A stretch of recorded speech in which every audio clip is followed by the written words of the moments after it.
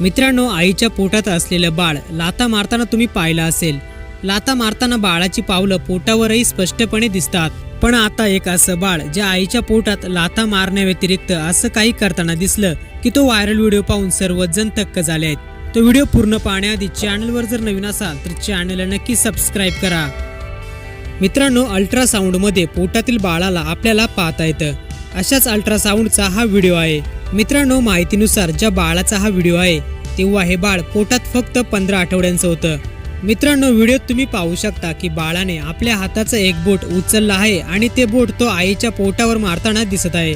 ते बाळ आईला जणू गुदगुल्या करतंय असंच पाहता क्षणी वाटतं. इंस्टाग्रामवर हा व्हिडिओ पोस्ट करण्यात आला आहे. हा व्हिडिओ सध्या सोशल मीडियावर तुफान व्हायरल होत आहे. व्हिडिओ पाहून नेटकऱ्यांनी देखील कमेंट्स केल्या आहेत. काहींना हा व्हिडिओ मजेशीर वाटलाय.